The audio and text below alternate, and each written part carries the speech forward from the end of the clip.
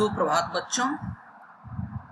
इससे पहले आपकी क्लास मैंने ऑनलाइन गूगल मीट पर ली थी, जिसमें आपको यहाँ तक करा दिया गया था कि जगधर कहता किसी से तुम्हें चिता दिया कि कहीं सुबह में मैं नहीं मारा जाऊं। तो जगधर आके सूरदास को अपनी सफाई प्रस्तुत करता है कि भाई आपकी झोंपड़ी में आग लगी, सब लोग कह रहे हैं जगधर ने लगाई, तुम्हें तो मेरे ऊपर कोई शक नहीं है। तो सूरदास कहता है कि तुम्हारी तरफ से मेरा दिल साफ है, यानी मुझे तुम्हारे ऊपर कोई किसी तरह का शक व शुबा नहीं है। कम से कम तुम मुझसे निश्चिंत रहो कि मुझे तुम्हारे ऊपर किसी तरह का कोई शक नहीं है। तो यहाँ तक ये पाठ बच्चों हो गया था। आगे ये पाठ आपको इस वीडियो के माध्यम से भेजा जाएगा।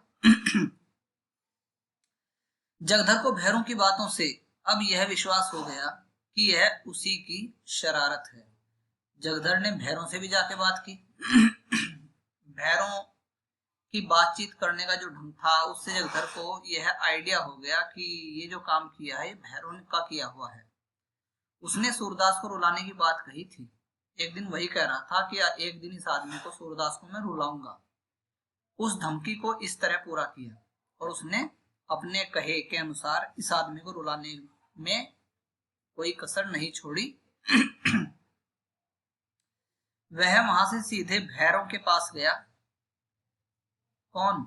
जगधर। इसके पास गया? भैरों के पास।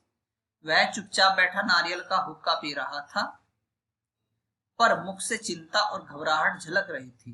भैरों उस समय चिंतित था, उसको घबराहट हो रही थी। जगधर को देखते ही बोला।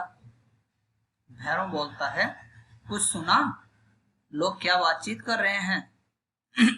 तो जगधर कहता है, सब लोग तुम्हारे ऊपर सुबह करते हैं, सबको तुम्हारे ऊपर शक है।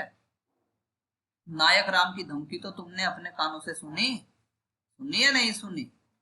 सब कर रहे हैं ना तुम्हारे ऊपर शक। तो भैरों कहता है, यहाँ ऐसी धमकियों की परवाह नहीं है मुझे। सबूत क्या है कि मैंने लगाई? वो आग उसकी झोंपड़ी में मैंने लगाई, इस बात का प्रमाण क्या है?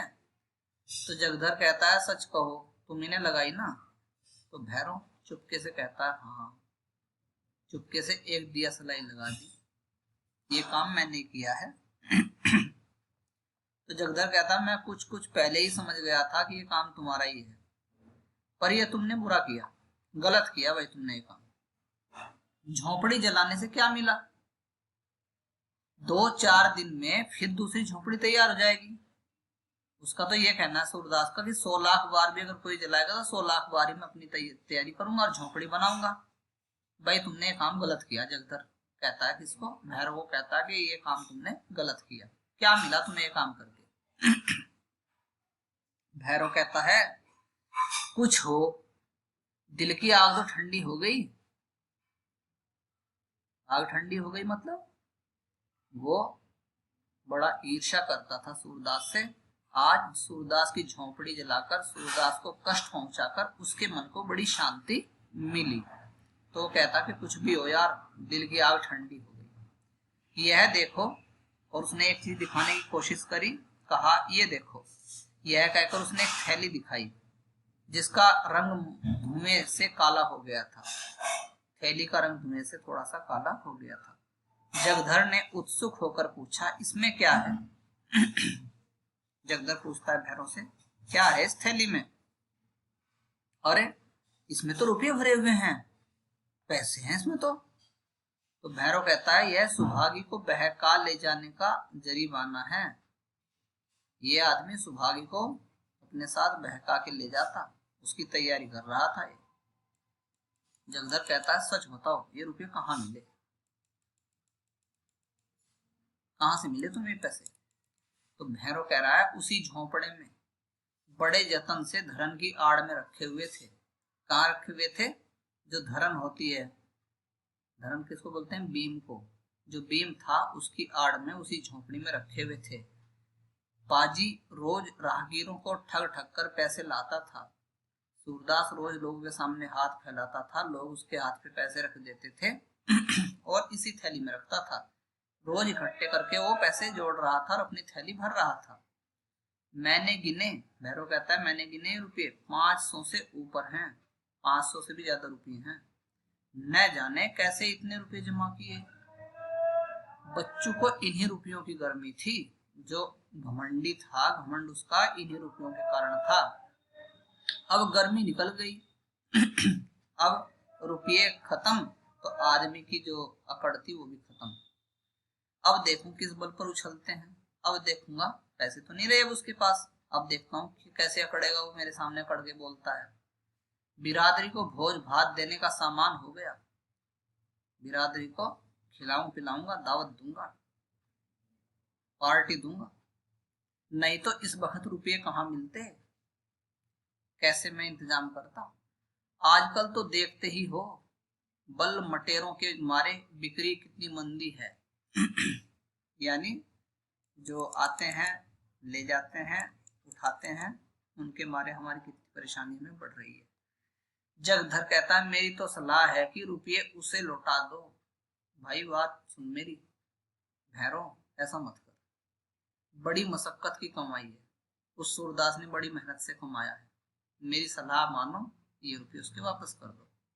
हजम न होगी, ये पैसे हजम होने वाले नहीं है तुम्हें। जगधर दिल का खोटा आदमी नहीं था, पर इस समय उसने यह सलाह उसे नेक नियत से नहीं, हसद से दी थी। उसको कहा था कि मेरी सलाह मान, ये काम कर। उसे यह असह्य था कि भैरों के हाथ इतने रुपए लग जाएं। अब जगधर को क्या परेशानी थी, जगधर अब ईर्ष्या करने लगता है किससे, भैरों से, कि इतने रुपये भैरों के पास होंगे, बड़ा आदमी बन जाएगा पैसे वाला। भैरों आधे रुपये उसे देता तो शायद उसे तस्कीन हो जाती, तसल्ली हो जाती। या तो एक तरीका ये था कि भैरों ही जगधर को कहता ठीक है, जब तुझे पता है इस बात का, ले आधे पैसे तो रख ले, 50% तू 50 में, तो शायद उसको तसल्ली हो जाती। लेकिन अब उसे लगता है कि सारे के सारे पैसे किसके पास रहेंगे, भैरों के पास, तो ये तो पैसे वाला हो जाएगा। तो वो खोटा आदमी तो नहीं था दिल का, लेकिन ये जो सलाह वो देता है वो उसमें नेक नियति भी कहीं नहीं है, बल्कि हसद, ईर्ष्यावश। ठीक है, उसने उसको सलाह दी कि भाई सारे पैसे उसको दे दे। बेपरवाही से बोला मुझे अच्छी तरह हजम हो जाएगी, हाथ में आए रुपये नहीं लौटा सकता। भैरव कहता है भाई देख, तू कह रहा ना कि हजम नहीं होंगे रुपये, मुझे तो हजम हो जाएंगे, मैं अपनी बात कर रहा हूँ, मुझे हजम हो जाएंगे। हाथ में माल आया है और मैं उसको वापस लौटा दूं ना, ऐसा नहीं करूंगा। उसने तो भीख मांग कर ही जमा किए हैं, गेहूं तो नहीं तोला था।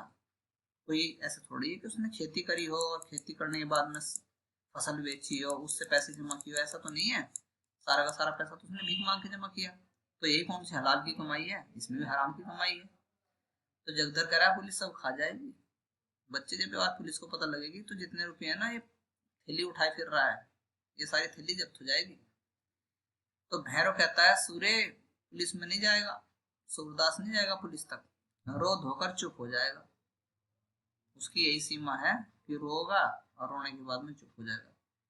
जगधर कहता है गरीब की हाय बड़ी जानलेवा होती है, वो गरीब है, उसकी हाय जान ले लेगी तेरी। तो भैरव कहता है वो गरीब है, अंधा होने से गरीब हो गया क्या, खाली इसलिए गरीब कह रहे हो वो अंधा है। जो आदमी दूसरों की औरतों पर डोरे डाले, जिसके पास सैकड़ों रुपये जमा हो, जो दूसरों को रुपए उधार देता हो, आजकल पता तुझे क्या कर रहा है, वो फाइनेंस का भी काम कर रहा है, तू गरीब कह रहा है उसको। खाली अंधा ही तो है, खाली अंधा होने के कारण गरीब थोड़ा ही है। अरे दूसरों की औरतों पर गलत नजर रखे वो, उसके पास सैकड़ों रुपये जमा, देख 500 तो यही थे तुझे दिखा रहा हूँ, और भी उसने लोगों को उधार दिया हुआ है, फाइनेंस पे दिया हुआ है, वह गरीब है।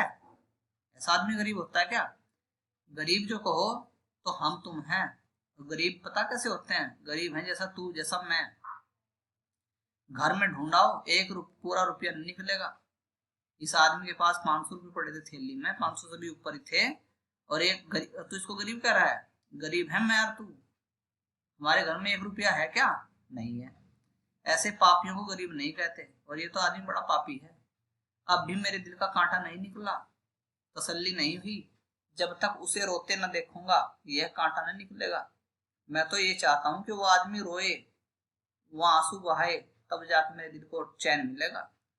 जिसने मेरी आबरू बिगाड़ दी, उसके हाथ साथ जो चाहे करूं, मुझे पाप नहीं लग सकता। उस आदमी ने मेरी इज्जत पे हाथ डाला है, चाहे मैं जो करूं पाप नहीं लगेगा मुझे। जगधर का मन आज खोंचा लेकर गलियों का चक्कर लगाने में न लगा। तो बच्चों आज इस वीडियो में इतना ही छोड़ देते हैं, ठीक है। आगे का शेष भाग यहाँ से जगधर का मन खोंचा लेकर इसको हम अगली वीडियो में डिस्कस करेंगे या ऑनलाइन क्लास में इसको हम डिस्कस करेंगे यहाँ के बाद। और ये इतना पेज है आपका, ठीक है। तो नेक्स्ट क्लास में इसको डिस्कस ही कर लेंगे। धन्यवाद।